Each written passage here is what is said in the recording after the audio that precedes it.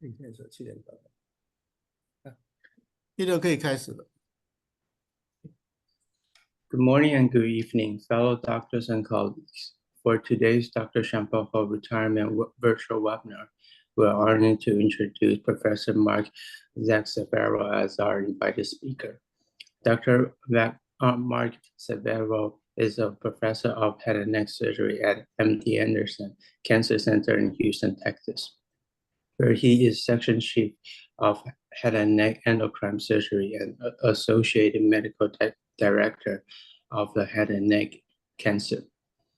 Dr. Zafereo served on the board of American Academy of Otolaryngology, head and neck surgery, and the board of the International Thyroid Endocrine Group. He holds national committees appointments for AHNS, ITOG, American Head and Neck Society, American Thyroid Association, and American College of Surgeons. Dr. Zafereo leads several international multi-center clinical trials on new adjuvant therapy, followed by surgery for anaspastic and medullary thyroid cancers. He has published significantly on thyroid and other head and neck cancers, speaking nationally and internationally. His clinical practice focuses on patients affiliated with thyroid cancer and papillary neoplasms. Today, Professor Mark Zafereo presented topic is targeted therapy and surgery for advanced thyroid cancer. Please give a round of applause to welcome Professor Mark Zafereo. Are you able to hear me okay, Peter? Yes, no problem. Okay. Well, so I am just very honored to give this lecture as part of the series for Dr. Sheng-Po's retirement. It's very surreal that that Dr. Sheng-Po, also we know him also as Peter, is retiring.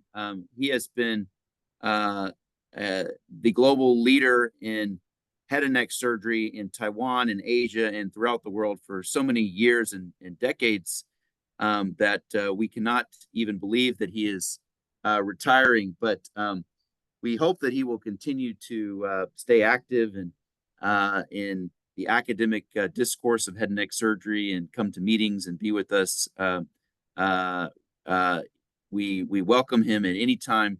Also to the American Academy of Otolaryngology Head and Neck Surgery meetings and American Head and Neck Society meetings, where we have had so many good times with him. And so we thank you for this opportunity to give this lecture, and a big congratulations to Dr. Sheng-Po for just an outstanding career in academic medicine.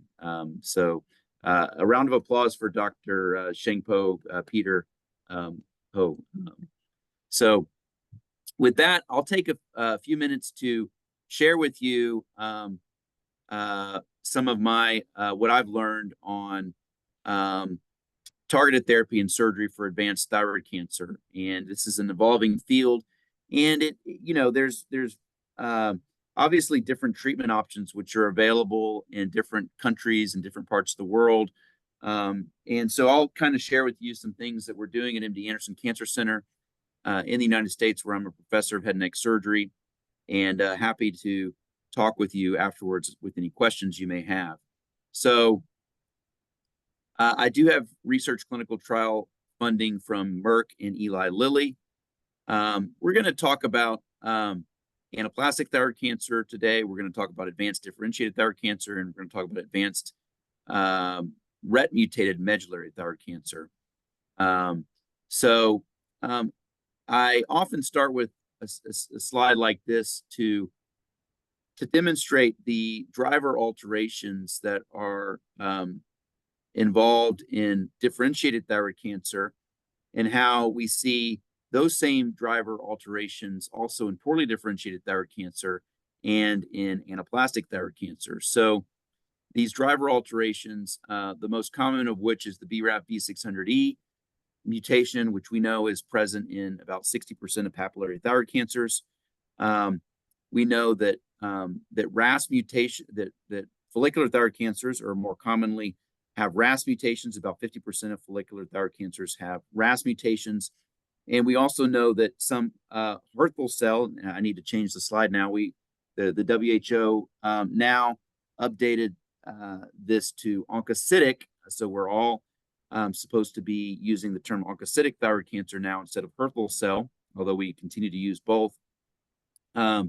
We see RAS in less than 20% of oncocytic thyroid cancer patients, although, you know, the oncocytic Hürthle cell cancers tend to have a dearth or a lack of mutations in many cases. They have very few driver mutations that we can identify. So, and we see these same patterns in anaplastic thyroid cancer. We see BRAF mutated anaplastic thyroid cancers. We see RAS mutated anaplastic thyroid cancers. And we also see, you know, anaplastic thyroid cancers that have fusions, which, again, the fusions, if you look over here to the left, are RET, NTRK, and ALK fusions are typically seen in papillary thyroid cancers. And so, in addition to these driver mutations, we also see in anaplastic thyroid cancer and in poorly differentiated thyroid cancer, we see late event mutations in P53 and TERT promoter, PI3K, and also some others. So I think this gives us a good background to remember that the development of poorly differentiated thyroid cancer and anaplastic thyroid cancer is generally a continuum from differentiated to dedifferentiated cancer, and so we'll show some evidence of that, of some of the studies that we've done that have helped elucidate that in shortly. So this is a study that we did. It's been a couple of years ago. This was published in JCO Precision Oncology. This is Jennifer Wong, who's an assistant professor of head and neck surgery at MD Anderson Cancer Center.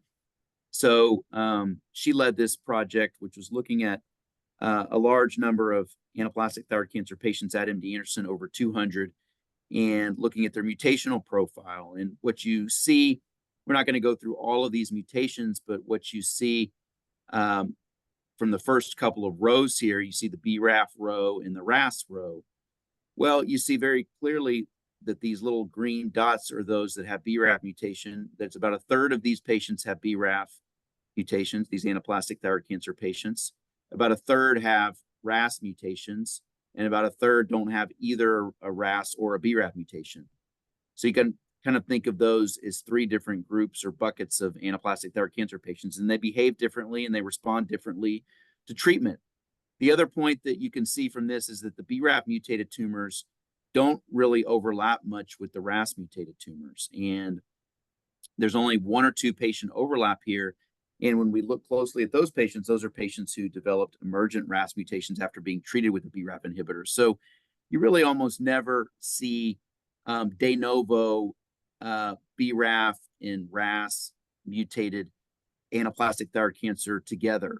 It's one or the other. You have either a BRAF mutated or a RAS mutated or neither. So that's kind of a good background to think about how we think about anaplastic thyroid cancer in 2024. So we start with the BRAF mutated, where we've had a lot of success.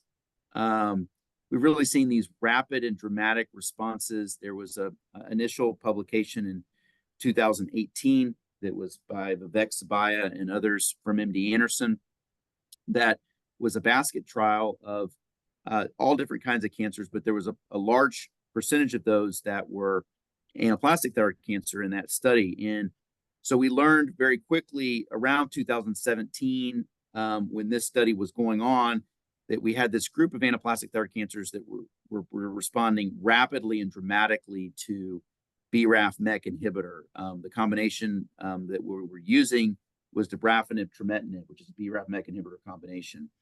And that ultimately led to the FDA approval of that drug for anaplastic thyroid cancer, which is the only FDA approval to this date in the United States specifically for anaplastic thyroid cancer.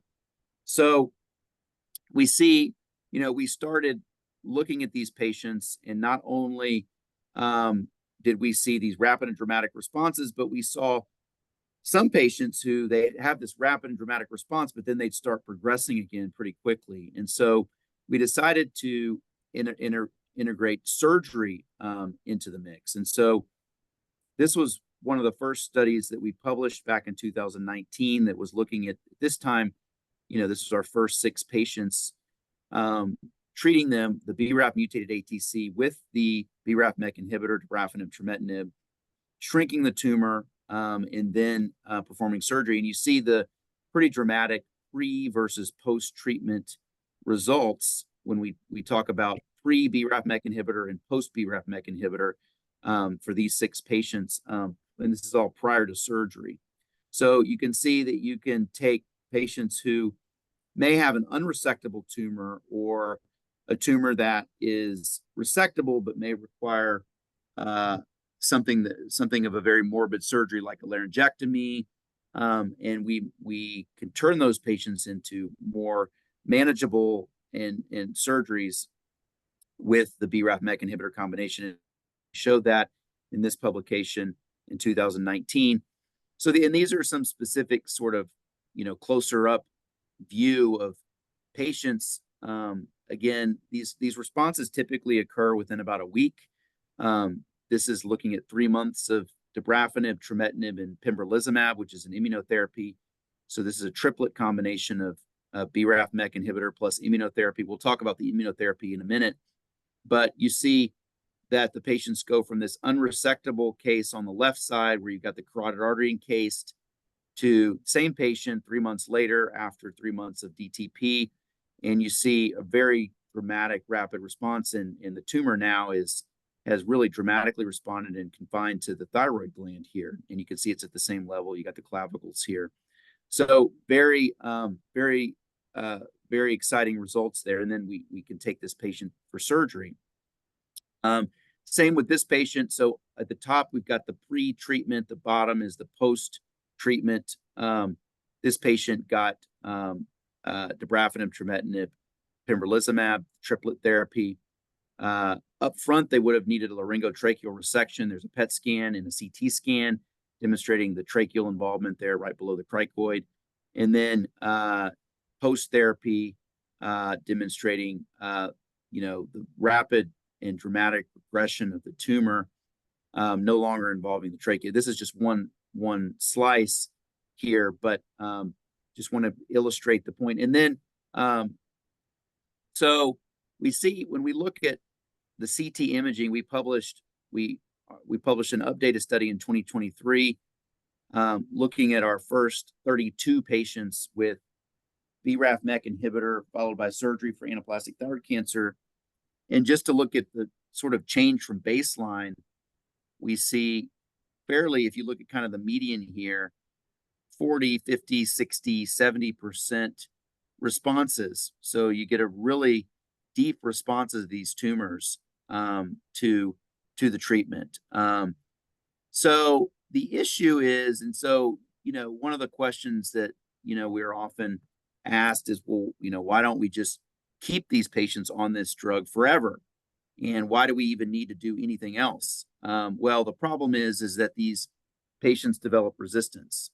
And so this is a figure from a 2022 JCO Precision Oncology paper that we published looking at our anaplastic thyroid cancer population. This is a study that we would never do prospectively at this point because we have a very good treatment now for BRAF mutated anaplastic thyroid cancer, but we can look at our retrospective data. We can see that amongst BRAF mutated anaplastic thyroid cancer, if we take those that historically got BRAF directed therapy, which is in the blue line, versus those who did not get BRAF directed therapy in the red line, there's a huge difference. So we see a very dramatic difference between those that got the BRAF MEK inhibitor versus those who did not. That's the first point.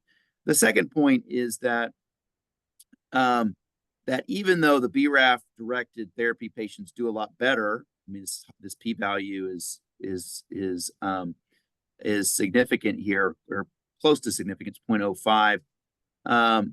Even though they do better, you still see a pretty good drop-off in survival in the first 2 years, even amongst the BRAF mutated patients. So if you just leave patients to only the BRAF MEK inhibitor therapy, they will develop resistance, many of them, if not most of them, and they will ultimately succumb to their disease. And so in how does that happen? So they developed acquired resistance. So this is an example of a patient who develops acquired resistance. So on the left, and this is actually a published report of this in Thyroid in 2020. So this patient at baseline has a BRAF mutation on the left here, as well as an ATM mutation and an MCL1 mutation. Well, the driver here is the BRAF mutation. So then we look at figure A, is this patient has a metastasis on the scalp, and it's PET avid. Well, figure B, after the BRAF MEK inhibitor, it completely has a complete metabolic response. It's gone. No longer can see it on the imaging, and this is just with the drug therapy. Figure C, you can start, well, it starts to come back. There's this faint activity. And then figure D, it's back now even worse than it was when you started. So what happened? Well, we removed this tumor surgically because it's on the scalp. We can remove this.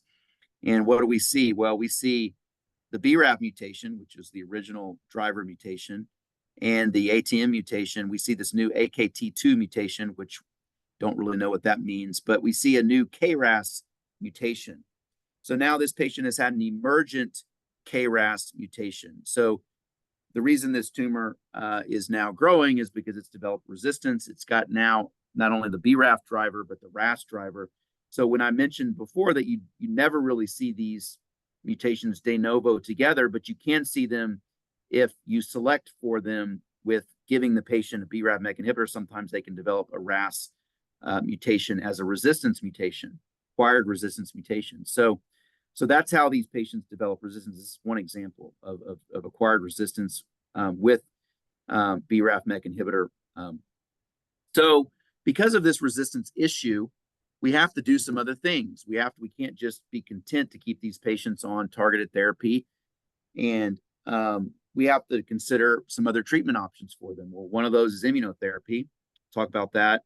Another is surgery. Another is radiation. And then we're not going to talk about this today, but we are studying T-cell therapy.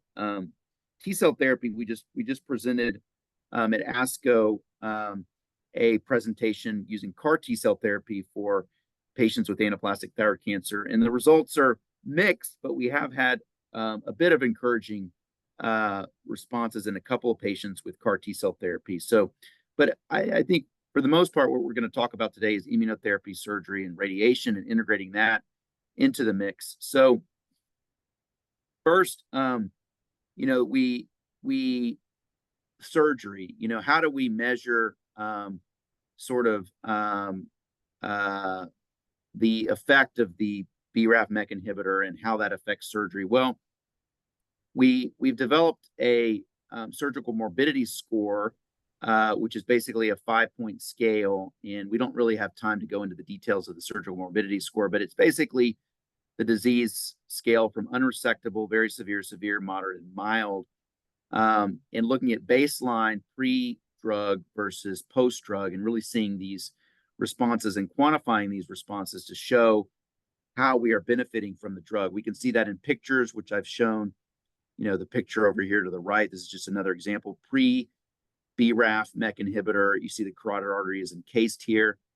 Post-BRAF MEK inhibitor, you see the same patient. There's this calcification, same calcification in the thyroid, but now the tumor has just massively shrunk, and now the carotid artery is no longer encased. So this goes from an unresectable tumor to a resectable situation. So, and then when we resect them, we've learned a lot. So we've looked at the pathology of these patients. What's in the pathology with resection? So you have to remember that these are patients who present with these very dramatic anaplastic thyroid cancers. They have these these significant responses, at least about 80% of them do. About 20% of them, have less of a response or no response. So there is a subgroup which do not respond well.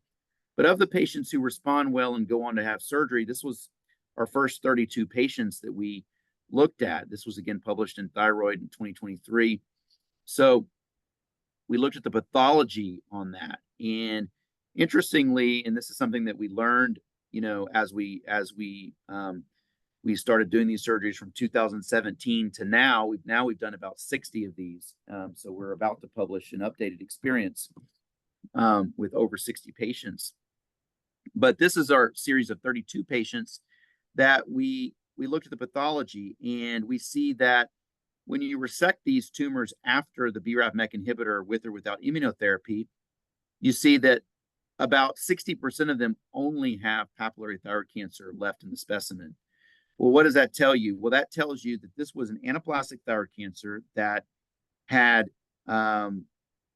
de-differentiated from a papillary cancer. And the drug therapy, has this rapid and dramatic response on the anaplastic part, but you're still left with some of this PTC part. And in fact, another 23%, almost a quarter of patients, had both PTC and ATC. So they still had some residual ATC plus the PTC. So if you add these two up, over 80% had some degree of residual PTC in the specimen. Again, it tells you the etiology of these tumors. These tumors are coming from papillary tumors that then de-differentiate into an anaplastic tumor. That gives you some insight into how these tumors developed. And then about 20% of them had no PTC in the specimen. So when you look at prognostically the overall survival of these patients, those that had an ATC complete response, meaning no residual ATC in the specimen after the targeted therapy, basically you give them the 2 to 3 months of targeted therapy with immunotherapy. You take the tumor out, and if there's only papillary thyroid cancer and not anaplastic in the specimen, which again was 60% of the patients, those patients do very, very well. And you can follow them out to 36 months, and the survival is over 80%. So whereas the patients who've got residual ATC in the specimen, they don't do quite as well. Their survival you can see it at 24 months, it's still over 50%, which is really good for an anaplastic thyroid cancer population, right? You would say, 5 years ago, you would have said, yeah, I'll take that any day for an anaplastic thyroid cancer patient, but it's not as good as those that have the complete ATC complete response. So we do see a difference there in survival based on the degree of response to the targeted therapy that we see on pathology. And maybe at some point, this will be able to help us direct treatment. So overall, and we looked at in this most recent paper in 2023, where we have our first 32 patients that were treated with surgery after BRAF directed therapy. That's this red line at the top. We see at 24 months about 80% survival. 36 months, you're still looking pretty good with 80% survival there, roughly. Of course, your follow-up drops off, and so we look forward to publishing some updated results with more patients and longer follow-up. But this is a dramatic change for these BRAF mutated anaplastic thyroid cancer patients in their survival from what we could achieve historically. So, I've mentioned several times, during this discussion, this idea of immunotherapy. And we mentioned that we start these patients on BRAF/MEK inhibitor immediately when we get the BRAF mutation. So that's the first thing we do for any anaplastic thyroid cancer patient. The first question we ask, what's their mutation status? And specifically, what's their BRAF mutation status? And that could be done by immunohistochemistry or next generation sequencing. So, but in addition to the BRAF/MEK inhibitor, we also now in 2024 start those patients on immunotherapy up front.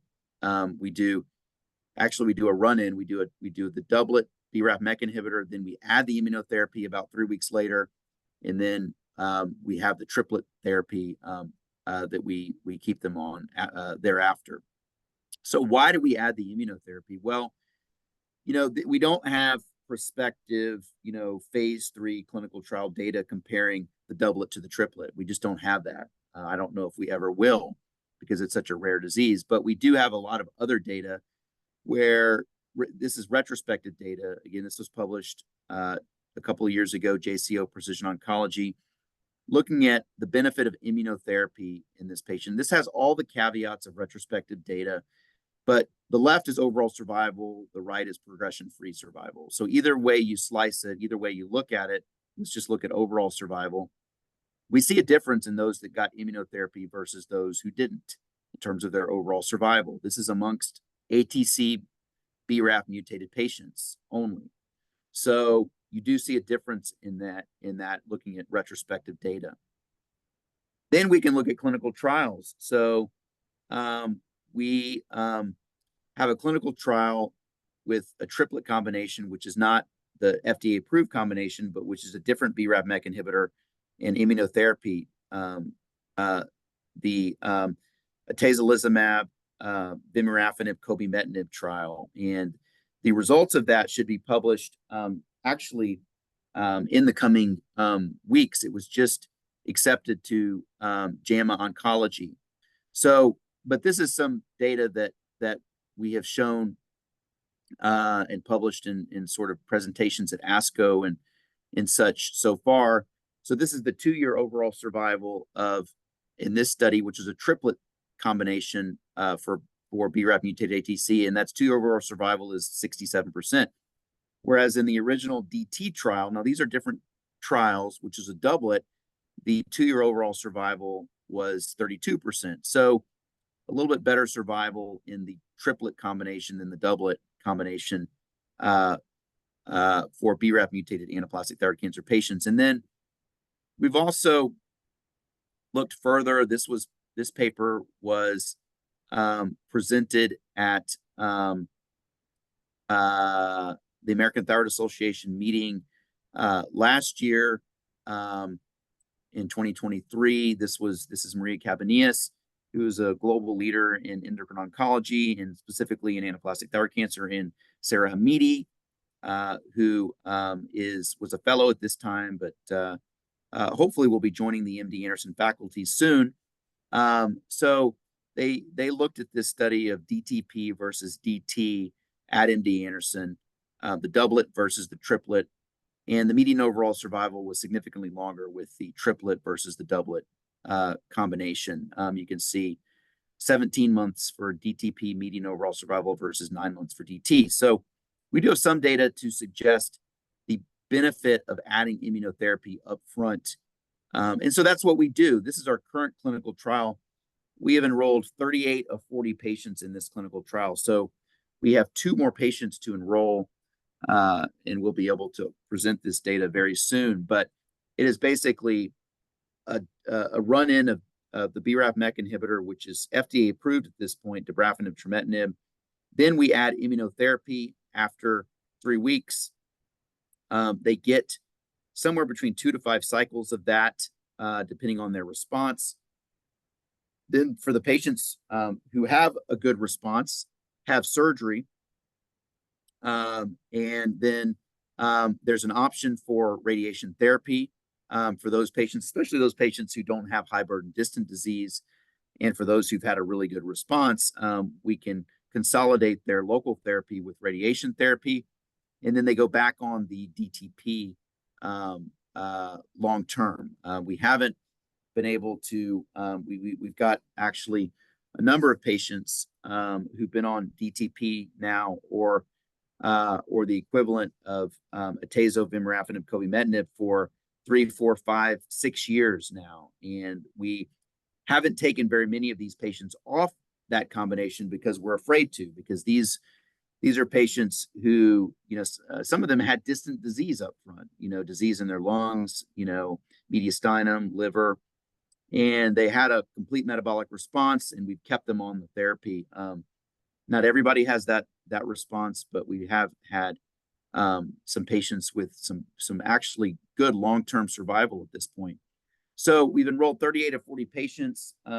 This is a multi-site study. MD Anderson's the lead site, but we also have several other centers in the United States: Utah, Cleveland Clinic, Mayo Clinic, Michigan, and Stanford, who are enrolling patients. We hope to complete enrollment of this in the next month or so.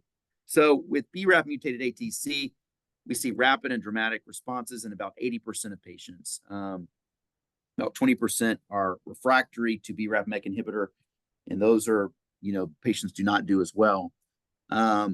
We see decreased surgical morbidity, although the fibrosis and the desmoplastic reaction from the drug creates a surgical challenge. These aren't necessarily easy surgeries. It's not like doing a thyroidectomy in a virgin neck, or a thyroidectomy neck dissection in a virgin neck. There is some fibrosis and desmoplasia related to the drug therapy, which does present some challenge, but certainly doable. And then we've got some long-term survival. We talked about that in this patient population, and we may be able to prognosticate based on surgical pathology, and that may even ultimately direct postoperative therapy. So when we talk about non-BRAF mutated anaplastic thyroid cancer, it's a different animal, unfortunately. So the best that we can offer these patients at this point, and this was demonstrated in this ATLEP trial, which was lenvatinib plus pembrolizumab for ATC and poorly differentiated thyroid cancer. This was presented at the European Society of Medical Oncology of 2022 by Dirks et al., which is a German group. So you see about 50% partial response and about 50% stable disease when using targeted therapy and immunotherapy in this BRAF negative patient population. And you can see on this sort of swimmer plot here, you see the median responses are more in the 20, 30, 40% range. You're not seeing the deep of responses as you see with the BRAF MEK inhibitor with BRAF mutated anaplastic thyroid cancer. So this is a current clinical trial we are running at MD Anderson. It's pembrolizumab and lenvatinib for BRAF negative, BRAF wild type. We have had a couple of these patients who've been able to have surgery after neoadjuvant therapy, although it's not as common because the responses are typically not as good. And so there are fewer patients who ultimately move on to surgery after the neoadjuvant therapy in this patient population. But this is an example of one patient, who did have a rapid and dramatic response. And just to show you that it does happen even in BRAF wild type or non-BRAF mutated ATC. So this was an unresectable ATC that presented to us. Put the patient on lenvatinib pembrolizumab, and after 3 months, you see a very different tumor here. Not only the size, but you can see it's much less PET avid here. And that's now a resectable tumor where it was not initially. Now, this is not the norm for this non-BRAF mutated ATC. We want to be very clear that this is not the norm for this tumor, but we do see occasional really good responses in it. So next, I wanted to talk about differentiated thyroid cancer, and for a few minutes. When we think about differentiated thyroid cancer and we think about advanced differentiated thyroid cancer and looking at the mutational profile of these tumors, we really can think about them in 3 different buckets at this point, 3 different groups. One is the BRAF mutated. We mentioned earlier about 60% of papillary thyroid cancer is BRAF V600E mutated. So that's a driver mutation. So if we have a local regionally advanced papillary thyroid cancer patient, we can consider putting the patient on a BRAF MEK inhibitor, just like we do for ATC.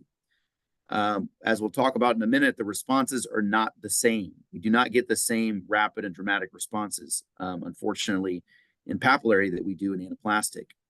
So the other bucket, so that's 60%. So that's a large portion. But then you've got some smaller groups. The next most common is those that are non-BRAF mutated, but they don't have a fusion either, and those really don't have a driver mutation. Those can be RAS mutated. They can, they can have other mutations, but those can be treated with, broad spectrum tyrosine kinase inhibitors like lenvatinib. It's a very broad spectrum drug that's FDA approved for differentiated thyroid cancer in the United States. And then you've got the fusions. Now, these are not as common, but they're important because we have drugs, and this slide is a little outdated. I've got a updated slide that's got the actual drugs listed, but the RET fusions, the in-TREC fusions, and the ALK fusions, this is going to be less than 10% of papillary thyroid cancer patients, but particularly in young patients. If you've got a teenager or a young patient with a local regionally advanced papillary thyroid cancer patient, you need to be thinking about a fusion. Many of those patients have fusions. So young patient in particular with a local regionally advanced differentiated thyroid cancer, check for a fusion. And although when you look at all comers, in terms of the general population of papillary thyroid cancers, you see only less than 10% of those patients have fusions. When you look at young patients, it's much higher percentage, those that have pediatric or young adult papillary thyroid cancer. So those are the three different sort of buckets of mutational profiles that we can consider neoadjuvant therapy for local regionally advanced differentiated thyroid cancer. And so, as I mentioned, there are some FDA-approved drugs that we have for differentiated thyroid cancer. For example, there's sorafenib and lenvatinib. For anaplastic thyroid cancer, we've got the dabrafenib trametinib combination. And for the fusions, for in-TREC fusions, we've got larotrectinib and entrectinib. For RET fusions, we've got selpercatinib. Pralsetinib has been actually pulled off the market. The company is no longer supporting it. So really the only FDA-approved RET inhibitor that we have in the United States at this point is selpercatinib. So those can be used for RET fusion papillary cancers. Of course, they can also be used for medullary cancers that have RET mutations. So there's a difference, obviously, between RET fusions, which we see in differentiated cancer, and RET mutations, which we see in medullary. And we'll talk about that a little bit more shortly. So the first is to look at these fusions. And so, as mentioned, the first thing I would do is if I've got a differentiated thyroid cancer patient or an anaplastic patient for that matter, we want to know very quickly if it's local regionally advanced, is that patient BRAF mutated? If it's not, then is the patient RAS mutated? And typically you can get a next generation sequencing that's checking for both BRAF and RAS. And so you're going to get the answer to these sometimes at the same time, although if you're using what's called immunohistochemistry and looking for a quick BRAF within 24, 48 hours, you're only going to get the BRAF result for that. But if you've got a BRAF mutation, you don't really need to look much further at that point because that's going to be the driver. I mean, it is helpful to know the other mutations because it can help you prognosticate, but in order to initiate treatment for the patient, that's what you need to know. If they don't have a BRAF and they have a RAS mutation, well, then you can stop there because the RAS is going to be the primary driver. But if they don't have either a BRAF or a RAS, you need to be sure that the panel that the next generation sequencing panel that you're using is checked for fusions. Because if they're BRAF negative and they're RAS negative, they may have a fusion, especially if they're a young patient. And so that's sort of the caveat about checking for fusions. And so this was presented about 3 years ago, a RET fusion positive thyroid cancer paper with selpercatinib. And you see these very deep responses, 40, 50, 60, 70, 80% sort of median responses right here in the middle for papillary, and also there's some anaplastic and poorly differentiated thrown in here. But you see these patients have really pretty good responses to these RET fusion papillary cancers, have pretty good responses to the RET inhibitors. So that's a good option for patients who have a local regionally advanced RET fusion driven papillary thyroid cancer is a RET inhibitor. And then you can look at the BRAF mutated, which again is the majority of papillary cancers. We studied this. We published this about 7 years ago now as an abstract at the European Thyroid Association. I'm not the lead author on this, so but I regret to say that the paper still has not been published, although hopefully it will be published soon. This is a clinical trial looking at a neoadjuvant BRAF inhibitor for papillary thyroid cancer. So again, we showed the really exciting results earlier that we see with anaplastic cancer with the BRAF MEK inhibitor. But what about when we use a BRAF inhibitor for papillary or a BRAF MEK inhibitor combination? This trial is just a BRAF inhibitor. The answer is we do not see the really deep, rapid, and dramatic responses that we see with anaplastic. And you typically see about a 20 to 30% response over a period of months. But you don't see the rapid and dramatic response that you see with anaplastic. And so it's a very different disease and a very, very different response to drug. You can think of it like this. The anaplastics grow very quickly, and then they respond very dramatically to the drug.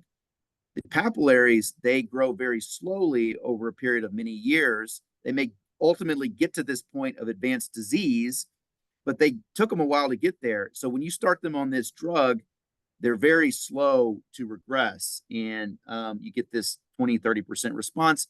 And it's not as easy in those cases to show the benefit of the drug for doing surgery. Certainly, in this study, 11 out of 14 of these patients went on to have surgery. So most of the patients did have surgery. But you see, this is an example of a response that we may see. So, you know, on the left is the pre-treatment imaging, on the right is the post-treatment imaging. The responses are not dramatic.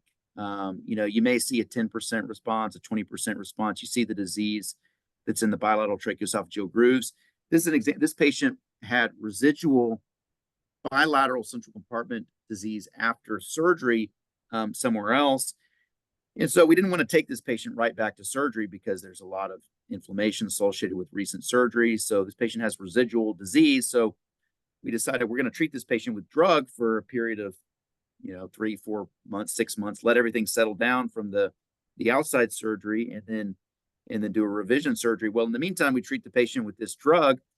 We see, you know, little response here, maybe a little bit of response, but you can see stable disease, a little bit of response, but you do not typically see the dramatic responses. And so, and then what about those that are not BRAF mutated and they don't have a fusion? So my friend, Dr. Greg Randolph, is leading a study, phase 2 study, looking at neoadjuvant lenvatinib in locally advanced invasive thyroid cancer. He is the PI, this study that's being led out of Boston.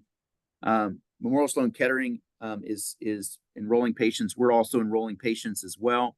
So this study is nearing completion, and we'll see what the results of this are. I think that about 23, maybe a few more now, have been enrolled out of the 28 planned enrollment for this. They get 2 cycles of lenvatinib.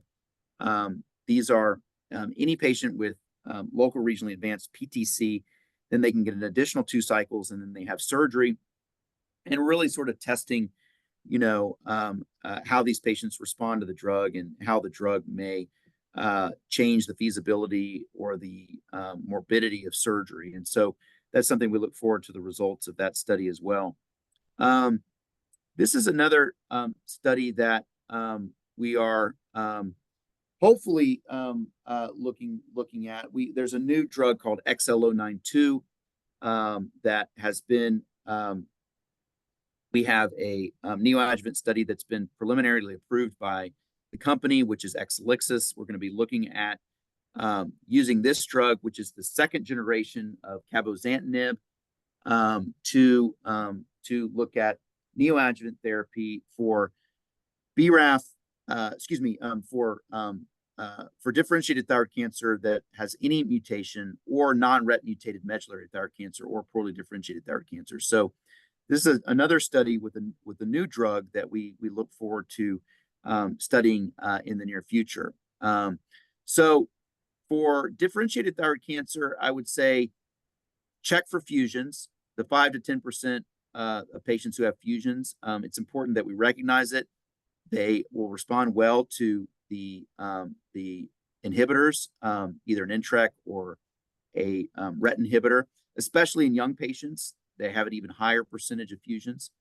The responses to the BRAF MEK inhibitor, so for those that are BRAF mutated, is generally inversely proportional to the pretreatment growth rate. So, for example, if they had a fast growth rate to begin with, they're probably going to have a more dramatic response, similar to like an anaplastic patient. But if they're a low-grade papillary that's just taken a long time to get to the point of advanced disease, they're probably not going to have a very, very significant response. And so that's typically what we've seen. The overall responses for BRAF inhibitors on the neoadjuvant trial were generally modest. Stability or mild responses were typically the norm, but it's a good strategy for patients with biologically aggressive, fast-growing tumors and/or residual disease after an incomplete surgery. Although hopefully that's not a surgery that an experienced thyroid surgeon is doing, but we do unfortunately still see some patients with residual disease after incomplete surgery. So, and then there's a multi-site phase 2 lenvatinib neoadjuvant clinical trial and a multi-site XL092 phase 2 trial, which will be informative for mutation agnostic differentiated thyroid cancer. So, in the last minute or two, I'll mention RET specific inhibition. And so I mentioned earlier there was an FDA approval in 2020 for selpercatinib, which is a RET inhibitor, and pralsetinib, another RET inhibitor, for RET-altered thyroid cancers. Pralsetinib has since been pulled off the market because the company did not want to support it. It was clearly a financial decision for the company. So now it's only selpercatinib, which is made by Eli Lilly. It has an FDA approval for RET-altered thyroid cancer, either a mutation or a fusion in the United States. So how do these tumors respond to drug? Well, this was presented at the European Society of Medical Oncology in 2022. Pretty deep responses. These are patients who have a RET-altered thyroid cancer, RET-altered. I believe these are the RET mutated medullary thyroid cancer patients. You can see 40, 50, 60, 70% responses on the waterfall plot, sort of right here in the middle here. So pretty good responses. And this is a pretty good percentage of patients who have medullary thyroid cancer. If you look at the total percentage of medullary thyroid cancer patients that have RET mutations, it's going to be about 60%, because you've got all of the hereditary patients, they've got RET mutations. Those are all RET mutated tumors, and then about 50% of the sporadic tumors. So that equals about 60%, maybe a little bit more even, of total medullary thyroid cancer patients who are going to have a RET mutation. So a majority of these patients with medullary thyroid cancer patients, if they have advanced disease, are eligible for a RET inhibitor. We published this about a year and a half ago now, almost 2 years ago now, in 2022, looking at neoadjuvant therapy for RET-altered thyroid cancer. These were all medullary thyroid cancer patients. We did see some pretty good responses in these patients. These are before and after images. Here on the left is the before, on the right is the after images after selpercatinib in this case. About a 35% average median target response in the neck. We were able to preserve some at-risk recurrent laryngeal nerves with this approach, although it's impossible for us to tell what would have happened without the drug, right? That's the catch, is we can't do it both ways. And so we're currently studying this in a clinical trial. We've enrolled 26 of 30 patients so far. This is a phase 2 clinical trial, neoadjuvant selpercatinib for RET-altered thyroid cancer, open at 4 sites. Toronto did not end up enrolling patients, but MD Anderson, Hopkins, Michigan, and Ohio State, we've enrolled 26 out of 30 patients at this point. So we have 4 patients left to enroll to be able to present the results of this trial. I'm going to skip. How do we measure success in these neoadjuvant trials? One is surgical resectability. Another is pathologic response, imaging response, and surgical morbidity scoring. I'm not going to go into too much detail of this in terms of, but we do have to consider in these clinical trials, how do we measure success? We've got a drug that we use to shrink the tumor before surgery. And we've got different ways of measuring the success of these tumors. You know, surgical resectability is, you know, you can look at R1, R0, R1, and R2 resections. That's one way of doing it. We can look at the problem with this approach is for differentiated. It works great for anaplastic thyroid cancer, where very few of these patients are upfront surgically resectable. But when you look at differentiated thyroid cancer and medullary, most of those patients are upfront surgically resectable, even if they've got advanced disease.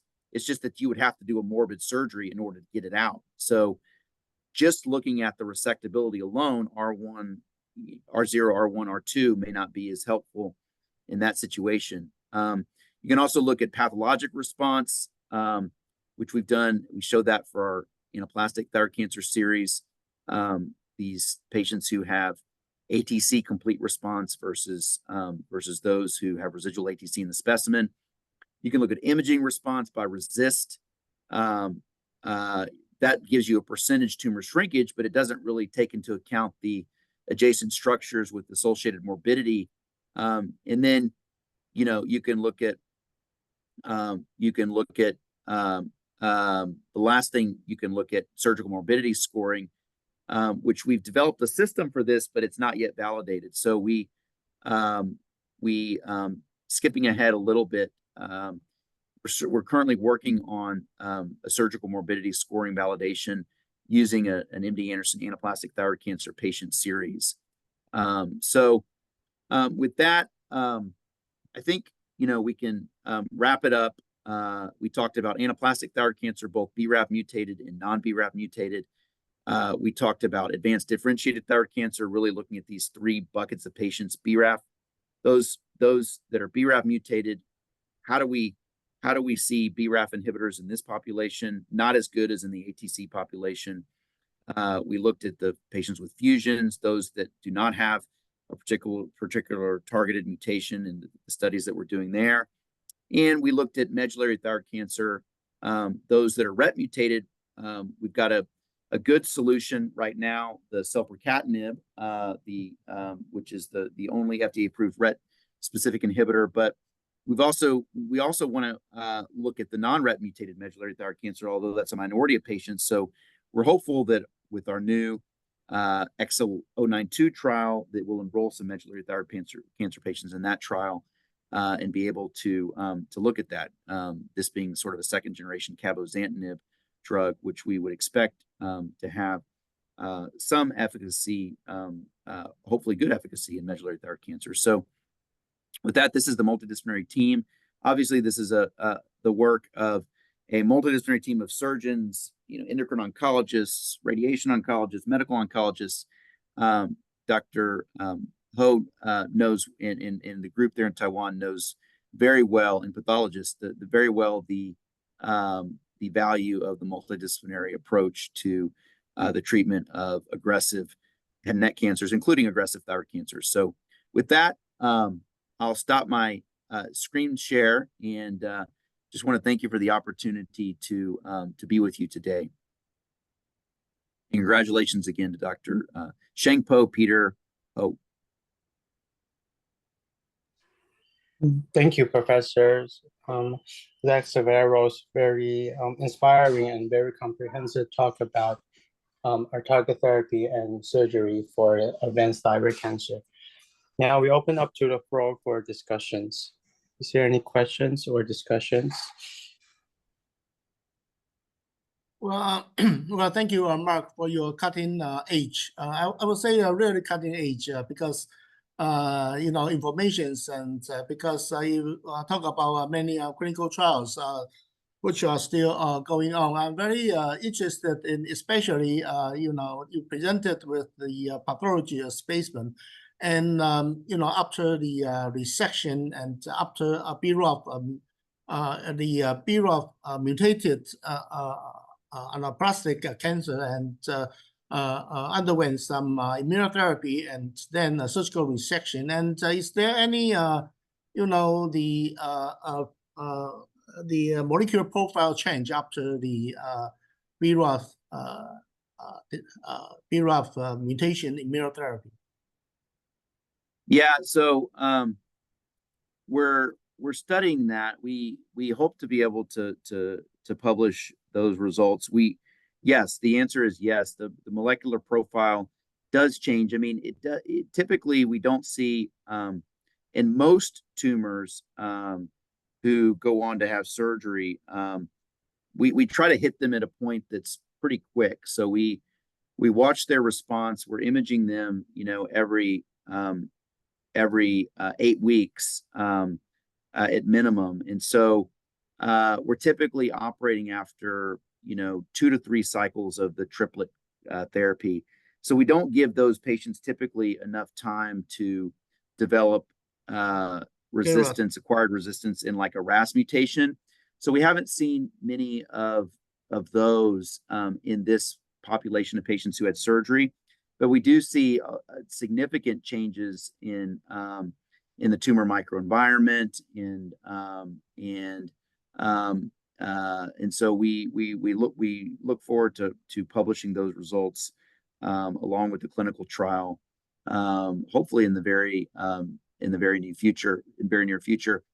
If you look at a different population of patients that, you know, that don't undergo surgical resection, let's say you're looking at a population that's got a heavy burden of distant disease, or a population of patients that, you know, we mentioned about 20% of these BRAF mutated patients are refractory to the BRAF MEK inhibitor and they don't respond as well. And those patients are probably not going to ultimately have surgery because they don't have a good response either local, regionally, or distantly. So in that, if you were to biopsy those patients, you would see more, you know, acquired resistance and, you know, other, you know, RAS mutations and other things. But that's a great question and something that we're continuing to study. Yeah. So do you have any idea how many percentage of the, you know, acquired resistance by the KRAS mutation? I mean, at the pathologist basement after how many? Because after 2 cycles of immunotherapy for the BRAF, how many percentage would have KRAS resistance? So for RAS overall, we haven't broken it down, you know, by KRAS, NRAS, and HRAS at this point. But for RAS overall, the development of emergent RAS mutations is probably like 10%. It's not going to be a high number. It's a pretty low number. But we do see that. Yeah. Yeah, I think it's very interesting.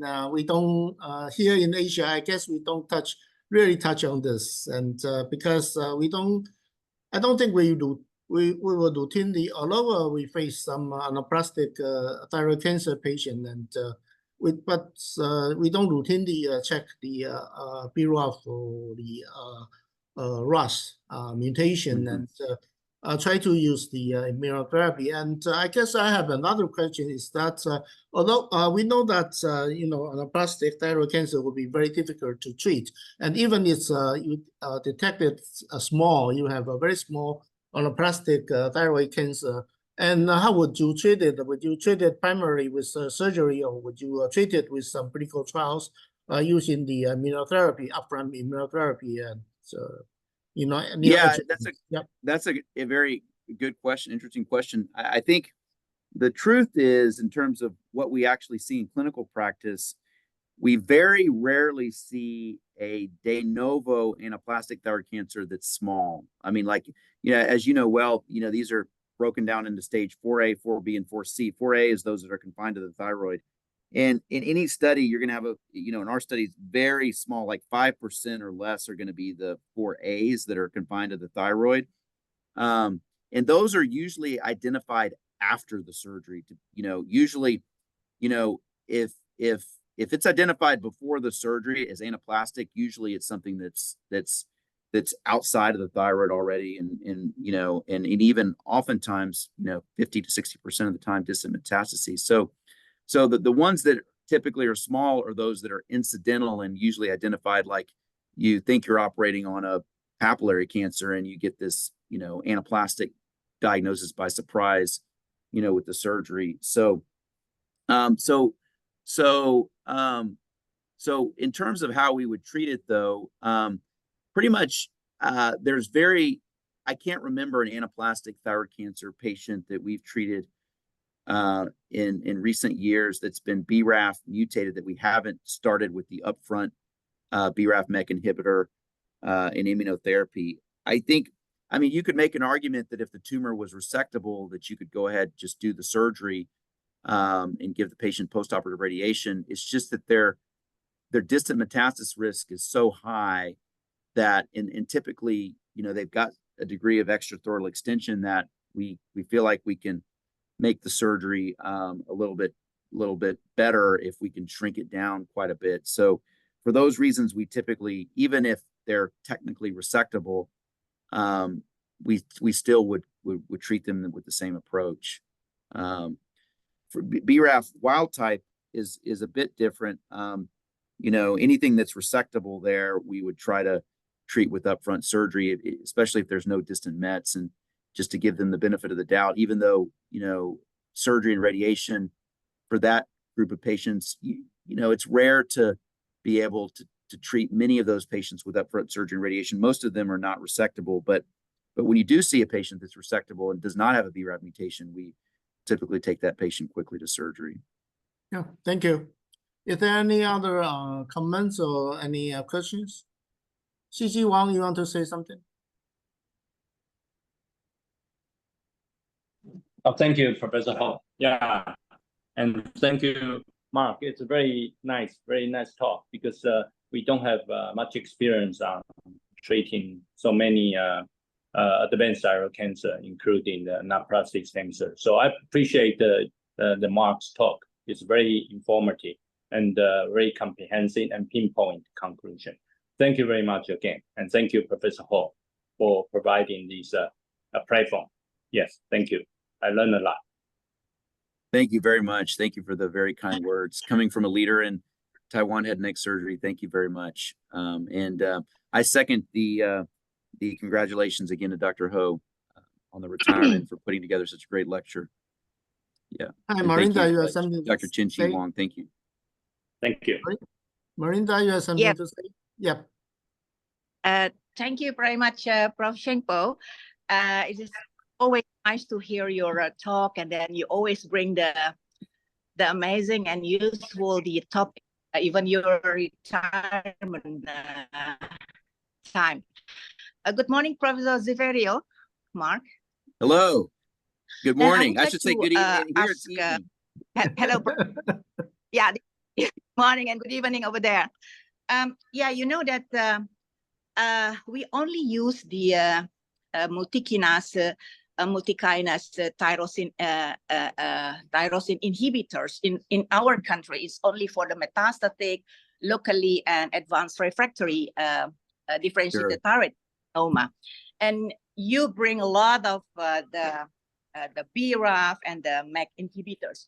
So the simple things that I would like to ask you, Prof, with our conditions, what is the best, the simple one, maybe the minimalist one that we can evaluate for our, like, we are not have a lot of anaplastic. We have quite a lot of differentiated. So what is the best?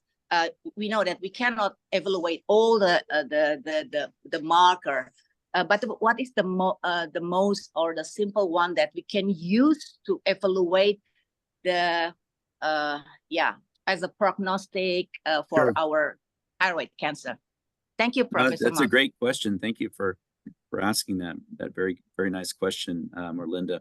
And very nice to see you from across the world.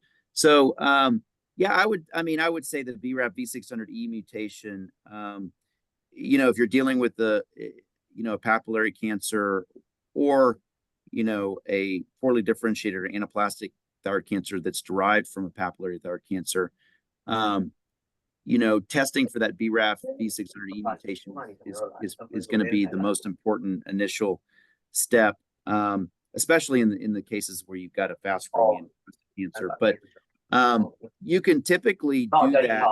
You can, of course, do that by next generation sequencing, where you get a whole genome, but you can also do it. You can also do it by immunohistochemistry. So if you talk to the pathologist at your institution and ask them if they could do immunohistochemistry just to look at the BRAF mutation, you can typically get that back in you know, depending on your institution, as soon as 24, 48 hours. So, and that'll give you a quick test whether this is a tumor that's BRAF V600E driven. And if it's a fast growing tumor, whether it be a fast growing papillary, aggressive papillary, or anaplastic, then you have the option of giving that patient a BRAF MEK inhibitor. I mean, that's going to be your biggest bang for the buck, so to speak. Thank you, Prof. Mark. Thank you so much. Yeah, So sure. excellent talk. Thank you, Prof. Sheng-Po. Yeah, thank you. Thank you again, Mark. I think the time is up, and really thanks for your wonderful lecture. They give us some cutting-edge knowledge and allow us to know the thyroid cancer, especially the modern art of treating anaplastic cancer, especially, and how to stepwise to check for the some of the molecular markers and to decide which kind of therapy you probably could use for your patients. And so thank you very much, Mark, for your time, and thanks to all the participants. Especially, I know there are so many from all around the world, including Bernie from Australia and some others. Lin Chimin from Singapore, and Dr. Hayashi from Japan. So thank you so much, Mark. You are really the man to attract for so many leaders in Asia to listen to your talk. So congratulations, Mark, for such a wonderful lecture. Yep. Well, thank you, Dr. Ho. I think that the reason why they're here is because of you and your reputation of excellence. So congratulations to you in your retirement. Great to see Dr. Chin-Chi Wong, and as well as all the leaders on this call. So congratulations to you, Dr. Ho. Yeah, thank you, Mark, and have a good night. Bye-bye now. You too. Good night. Yeah, bye-bye. Thank you. Bye-bye. Thank you.